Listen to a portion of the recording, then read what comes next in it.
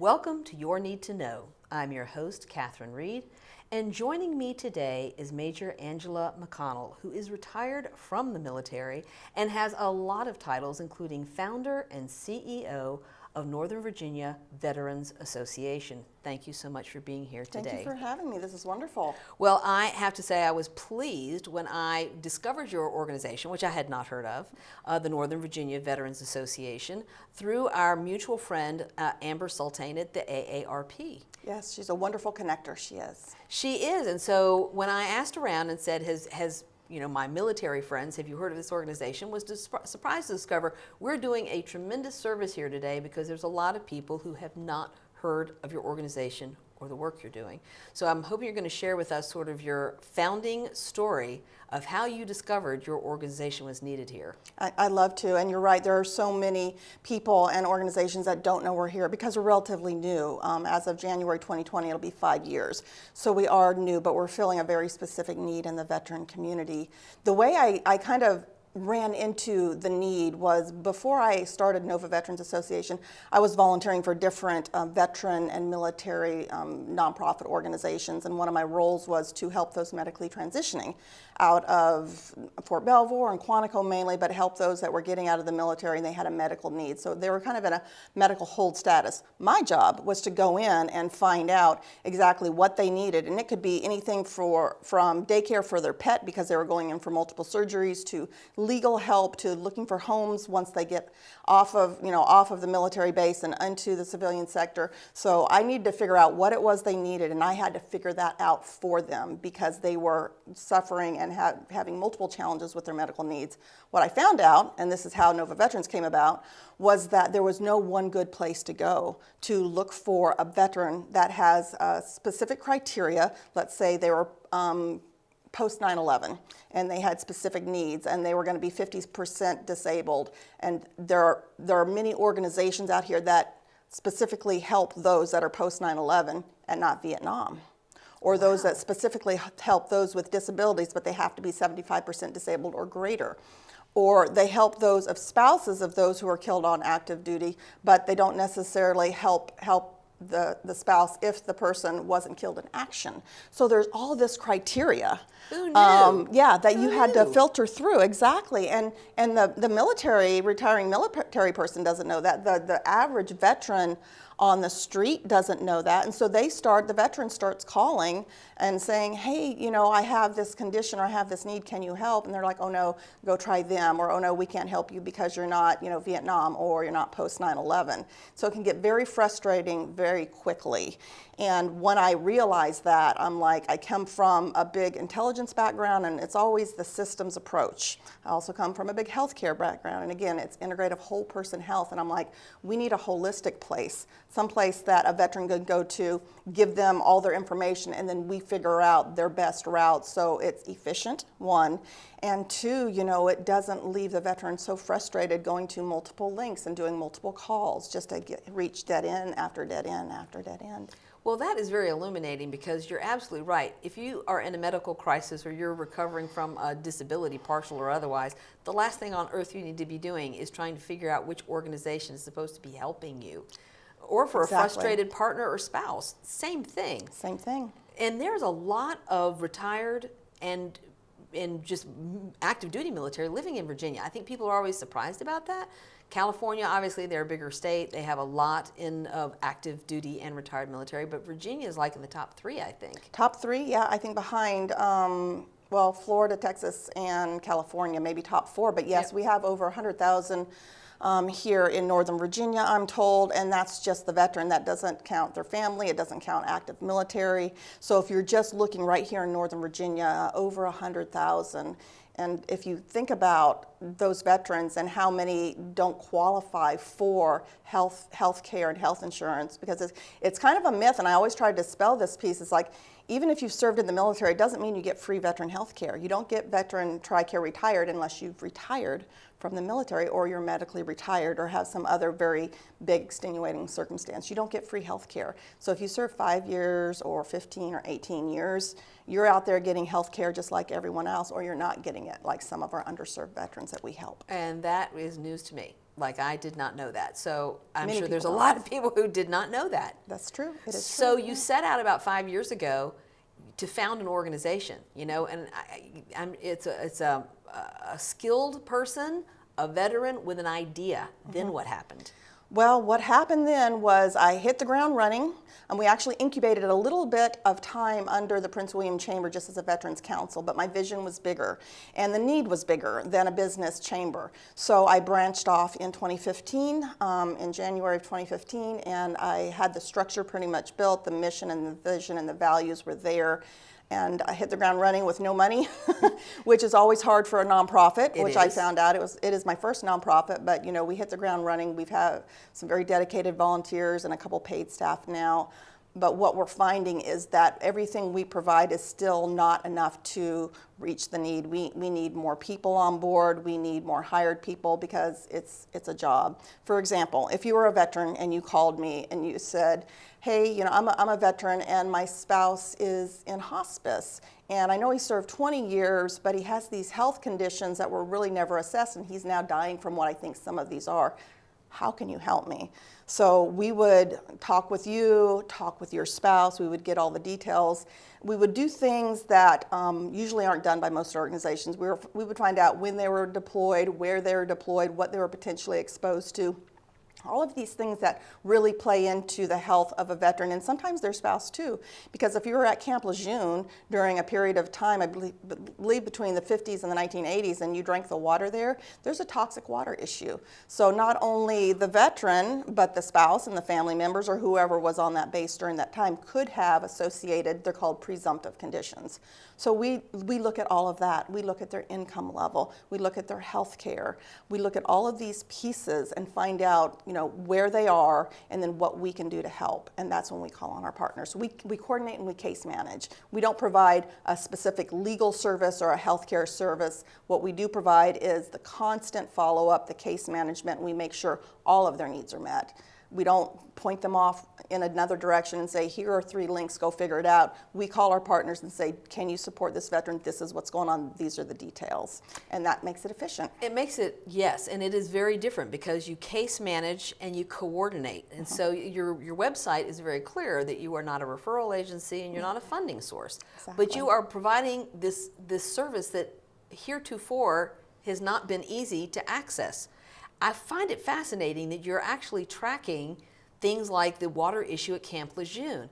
This, from a research standpoint, and I know you're also an adjunct professor among many hats that you wear, but from an academic research point of view, are you collaborating with other organizations who are also trying to determine sort of environmental or other kinds of impacts on veteran health? We are, in a sense. So one of the pieces that we do, which is in addition to our main mission, helping the veterans and families, is that we offer a training program. And in this training program, we train civilian healthcare providers on how to accurately assess and treat and find the right resources for their veteran patients. Providers are just not trained in this area. They may ask on their intake if you're a veteran, but then what's the next question? Right. And veteran, so you have pancreatic cancer and you have a skin condition. Were you ever deployed to Desert Storm or Desert Shield, or were you ever in Iraq during these periods of times where they had open burn pits? Because sometimes there's been a link to these burn pits and your exposure. So these are the questions, these are the things that our physicians need to be aware of, and our healthcare providers and our nurses, and they're just not being asked. So yes, we are collaborating and we're trying to exponentially get the word out there, because if the veteran doesn't know what to look for and ask, and the provider doesn't know, then how are we going to connect these dots and get the veteran the care that they need? That is fascinating. This is like this is so illuminating for me, because there, for instance, Neighborhood Health is an organization that works with people who need health care. And Bassam Khan, who's the executive director, for instance, does mental health screening. With every single patient who comes through the door, he does mental health screening. Yes. But now I'm asking myself, but look at this kind of screening. Do you ask if they're a veteran, and do you have follow-up questions? It seems to me that you are a tremendous asset to every kind of healthcare provider, not just in Northern Virginia, but across the country. Yeah, I believe so. They're just not trained in this information. It's no fault of their own. They just don't know what they don't know. Right. And we want to make sure we give them the tools and the information so they can provide the right information back to the veterans, and they know what to look for when they assess their veteran patients. So I know that you yourself are a host, and I assume that you are also a speaker. Yes. And that if people want more information about this, that you are available to speak at conferences and to do other kinds of educational presentations on the subject. Absolutely. Yes. Yeah, we taught, in January of this year, we're still in 2019, I spoke at the American Association for Case Managers, and there's mainly nurses and social workers, which was a perfect audience for this information. And it was a regional / national conference, and I probably spoke to 200 plus people, but still, that's a lot of people that can go back to their institutions and their healthcare clinics and spread the word and pass it along. And we give them information to take back, so it's easy to transfer. Here, put this flyer up in your office, just so you can start recognizing some of these presumptive conditions. Yeah, awareness is the first thing. Yep, And exactly. You're right, protocols and systems, everything runs on protocols and systems, and the consistency of asking the right questions and understanding what the right protocols are. Exactly. Wow. Exactly. Okay, so you're blowing my mind already. So tell me a little bit about how you engage with other organizations. We mentioned AARP. What are some of the other organizations that you collaborate with? Well, we have kind of two different aspects. We have our service providing partners, and these are partners that will provide a specific service for our veteran.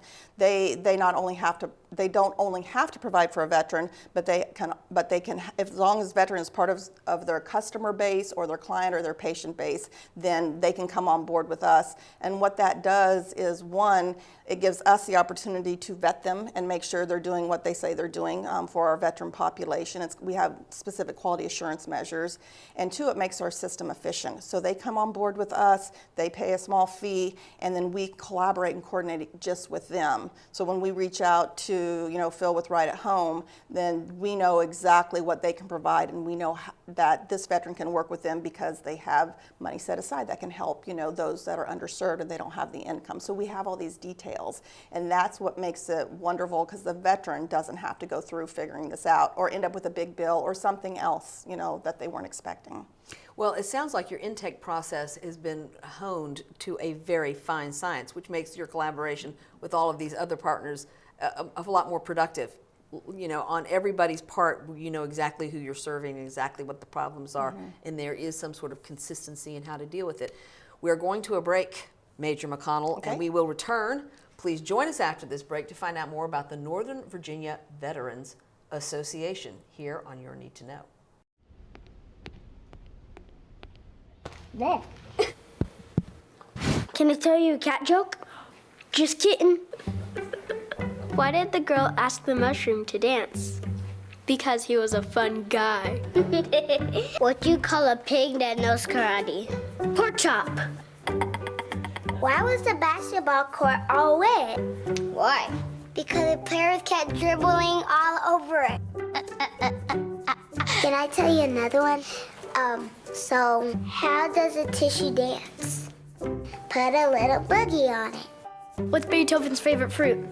Banana. What is a boxer's favorite drink? Fruit punch.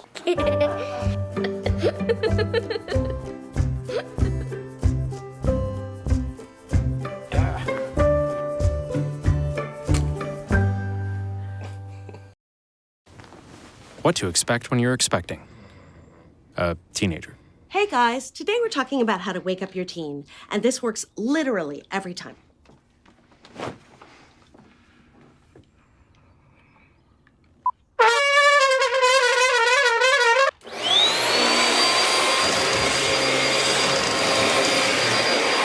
Give kisses. Give kisses. Look. Give kisses. Give kisses.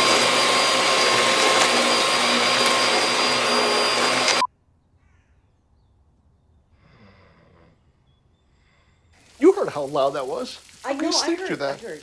It wasn't you. Yeah. It was the... Is that bacon? You don't have to know it all to be a perfect parent. Thousands of teens in foster care will love you just the same.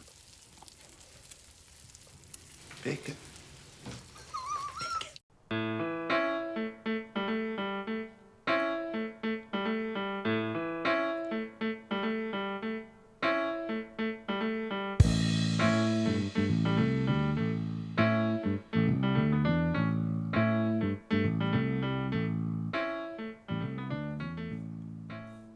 Welcome back to Your Need to Know. I'm your host, Catherine Reed, and today we're talking with Major Angela McConnell, who is the founder, CEO, and president of Northern Virginia Veterans Association. Thank you so much for being here. I can't tell you how interesting and important this discussion is, because I had no idea that there was this pervasive need that was not being met, and there are organizations who work with veterans, but not necessarily in the most effective way possible. So let's talk a little bit too about the regular events that you have. I know that you have quarterly meetings. We do.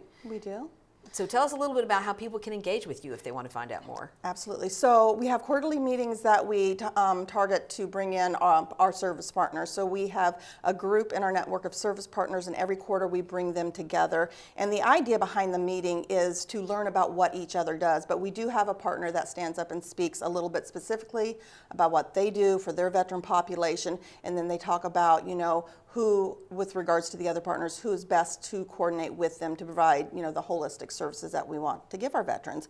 So it's open to the public. It's on our website, www.novavets.org. If people want to go under events and meetings, they can find us there. But every quarter, we're at the Workhouse for the Arts, and that's in Lorton, Virginia, building number W16. It's hard to find, but look for the banner. So we invite anyone out that has an interest in bringing their information and their service to the veteran population. So again, it can be any business, nonprofit. It can be veteran service organizations like American Legions and VFWs that want to be able to do more with us. But basically, anyone that provides anything for a veteran, to include recreation, arts, the fun stuff, they're welcome to come. Yeah, because I noticed that you have yoga events on Yes. as a regularly scheduled event. Yes, we have a Soaring Spirit Yoga, which offers vet yoga for free to veterans. So those come up at least once a month. That's amazing. But I think the really important part of this too is that the silo busting, and everybody always talks about how we should break down silos and work collaboratively, and yet people know what they know deepest and best, and you don't know what you don't know. So if you don't get out or you don't watch this show, then you don't know what's missing. All you know is what you know very deeply. Exactly. And breaking down the silos is a big part of what we're trying to do. That's why we want to bring our partners together. That's why we have these collaborative events. And also, when you do that, it makes it for a more efficient system. So you get into the network of all our partners, then you know exactly that one, you could talk to any of our partners, and they've been through the same quality assurance checks that they have. So that's a good thing. They're good partners, and they're doing what they say they're going to do. And secondly, it's good for our veterans because when they call us, and sometimes we're one of the last people they call because they've been, pointed down so many, channels and rabbit holes. The wrong places, the wrong program, the wrong people. So when they call us and we get back to them within 24 hours and we stay with them, we've had veterans with us for 2 years now needing different support. And the best scenario is when they come to us, we provide this holistic wraparound service, and then they say, I'm in a great place, I want to volunteer. And they come back in, and we've had quite a few come back and volunteer with us. And if we don't have a role for them, there's many nonprofits we work with that need volunteers. So we find out what they're interested in, and then we can point them down the road to Project Minda House or another service organization and say, hey, yeah, these guys could really use your skill. And you are still, because we deal a lot with the elderly, and interesting statistic, which is kind of mortifying to me, is that the highest rate of suicide for our veteran population is the age 60 and older. Oh, wow. So we're dealing with a lot of older veterans, and I believe they get in a place where they don't feel worthy, they don't feel worthwhile, and we want them to know that they are.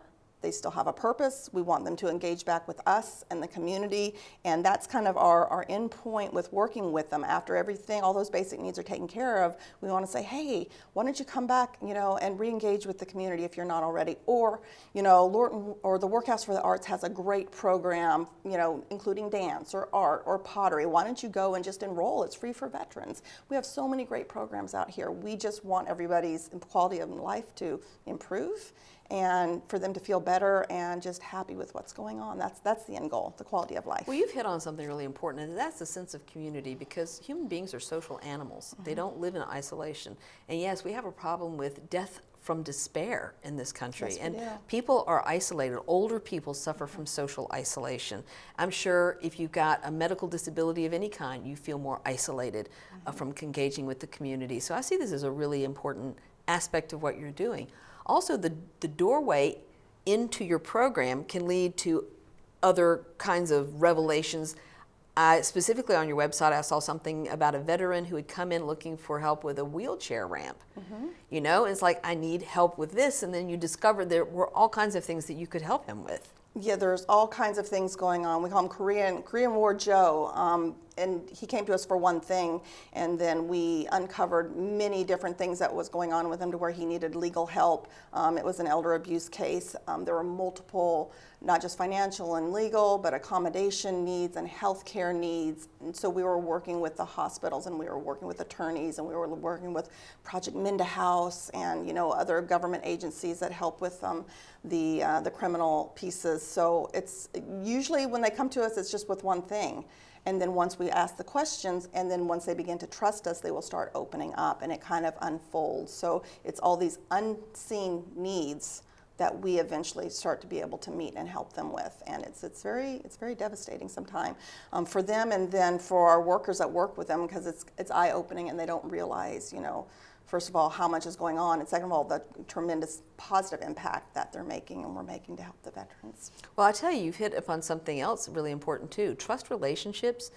People have to trust you, first of all, and there's also a stigma involved. You mentioned elder abuse and other kinds of needs that a veteran might have that may not feel like they can share. Right. For a lot of different reasons. Exactly. To have an organization that you trust to help you, and to not feel in any way stigmatized by the fact that you need help. I mean, I see what you're doing is just having so many different facets of positivity going on for this community. I hope so. I definitely think so. So we're starting a new year, 2020. Yes. And so what are your plans? And I should also ask too, do you take on interns? I know that you teach at a university, GW. Yes. But what about younger people who want to get involved in helping to work on some of these? These are big issues. Yes, we do. And we have in the past. We've taken on a couple from George Mason University, but I'd like to say that these young kids are so driven and so responsive. We would love to bring on more interns, either at the university or even, we have a high schooler working with us right now. He's helping us with statistics. So, wow. Yeah, there you go. So it's not just, let's attend an event, let's get in and help with software development. Let's get in and, help with graphic design. We have all these potential needs. We're a young organization. We're still developing. You are. So we have a lot of big ideas and always not enough revenue to do everything you want to do. So yeah, I love the idea of student internships, and it gives them a really good idea of what it takes to give back, what it takes to be part of a community like this, what our veterans go through, and the positive impact they can make when they are part of this positive change that we're creating. Right, and the fact that, oftentimes the veteran population is invisible. We don't always know who veterans are.